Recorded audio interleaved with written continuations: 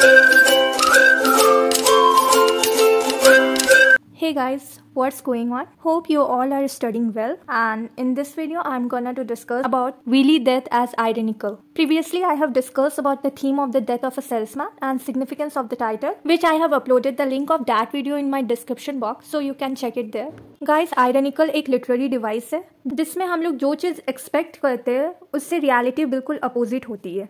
मतलब कोई भी सिचुएशन को लेकर हम लोगों का जो एक्सपेक्टेशन होता है उससे रियलिटी बिल्कुल डिफरेंट होता है, उसे आयरनिक बोलते हैं। तो इस प्ले में डेथ ऑफ अ सेल्समैन में देखेंगे कि किस तरह से विली डेथ जो है वो आयरनिक है। विली की डेथ आयरनिकल इसलिए है क्योंकि जिस पर्पस से विली ने सुसाइड किया था वो पर्पस पूरी नहीं हो पाई, क्योंकि उसने जो एक्सपेक्टेशन किया था कि अगर वो सुसाइड कर लेगा तो वो इंश्योरेंस पॉलिसी की मनी उसकी फैमिली को मिल जाएगी, बट ऐसा बिल्कुल नहीं हुआ। जो रियलिटी था वो बिल्कुल अपोजिट था, रियलिटी बिल्कुल डिफरेंट था, क्योंकि जो इंश्योरेंस पॉलिसी की मनी उनके फैमिली को नहीं मिली। विली लोमैन की जो डेथ थी वो सुसाइड से हुई थी, ना कि कोई नेचुरल डेथ थी। इसकी वजह से जो इंश्योरेंस पॉलिसी की मनी थी वो विली के फैमिली को नहीं मिली। तो इसलिए हम लोग विली लोमैन की डेथ को आयरनिक बोल सकते हैं, क्योंकि जो विली के एक्सपेक्टेशन थी वो रियलिटी से बिल्कुल अपोजिट थी।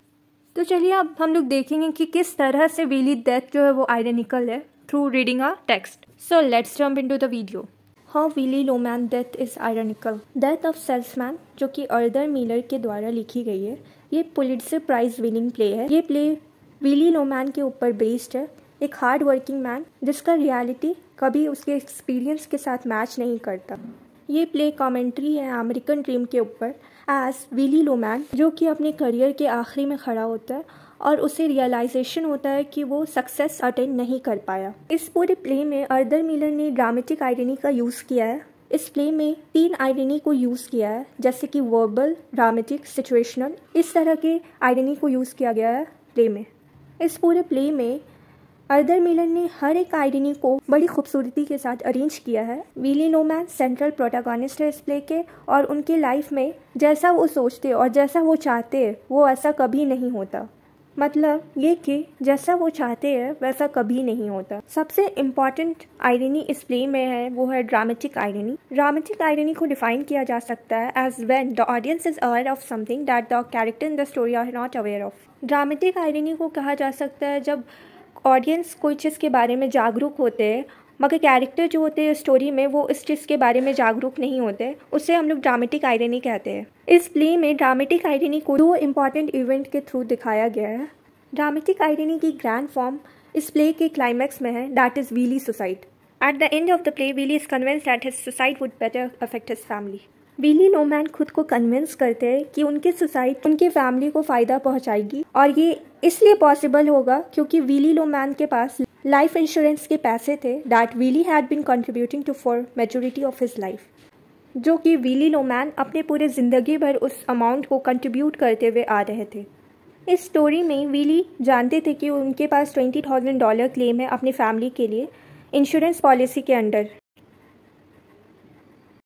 हाउएवर, ये करने से पहले विली के डेड ब्रदर बेन उन्हें वार्न करते हैं जब वो हैलुसिनेटेड करते हैं, और as well as Ben readers को भी वार्न करते हैं। ये वार्निंग देते हैं कि इंश्योरेंस पॉलिसी उनकी फैमिली को नहीं मिलेगी अगर ये डेथ सुसाइड से हुई तो। और बेन कहते हैं you don't want to make a fool of yourself, they might not honour the policy. तुम्हें खुद को बेवकूफ़ बनाने की ज़रूरत नहीं है क्योंकि वो लोग इस पॉलिसी को नहीं देंगे। और जिस तरीके से रीडर्स को पता चल जाती है इस रिस्क के बारे में, फिर भी विली लोमैन इस रिस्क को उठाते हैं। विली सुसाइड कर लेते हैं, और जिस तरीके से बेन प्रिडिक्ट किए थे इंश्योरेंस पॉलिसी नहीं होती है, और जो उस पॉलिसी की मनी होती है वो उनके फैमिली को भी नहीं मिलती है, क्योंकि सब लोग जानते थे कि विली लोमैन की डेथ सुसाइड से हुई है। ये पार्ट खुद में ही एक प्रिंसिपल एग्जाम्पल है ड्रामेटिक आयरनी की स्टोरी में, जिसके वजह से विली लोमैन की डाउनफॉल होती है। ड्रामेटिक आयरनी के सेकेंड एस्पेक्ट इस प्ले में जब विली लोमैन ट्राई कर रहे थे अमेरिकन ड्रीम को अचीव करने के लिए, हाउएवर उन्होंने इस वर्ल्ड को पूरे इल्यूजन से क्रिएट किया था। विली सोचते थे कि दूसरों के द्वारा पसंद किया जाना ये सबसे इम्पॉर्टेंट चीज़ है जिसकी वजह से तुम्हें सोसाइटी में इज्जत मिलेगी और तुम्हें दर्जा दिया जाएगा इस सोसाइटी के टॉप में। विली लोमैन खुद से झूठ बोले as if being well like is most important aspect in order to be successful. As दूसरों के द्वारा पसंद किया जाना ये सबसे इम्पॉर्टेंट एस्पेक्ट है सक्सेसफुल होने के लिए। पर इनकी इल्यूशन उन्हें रॉन्ग प्रूफ करती है उनके फ्यूनरल के टाइम। उनके फ्यूनरल के दौरान विली के फैमिली सिर्फ मॉर्नर्स थे और उनके फ्यूनरल के टाइम ये फैक्ट रिवील्ड हुई कि विली जो है वो पॉपुलर नहीं थे। विली लोमैन पॉपुलर नहीं थे सोसाइटी में, उन्हें कोई भी इंसान पसंद नहीं करते थे। तो आयरनी विली के थॉट और परसेप्शन में भी है रियलिटी और ट्रू रियलिटी के बीच में।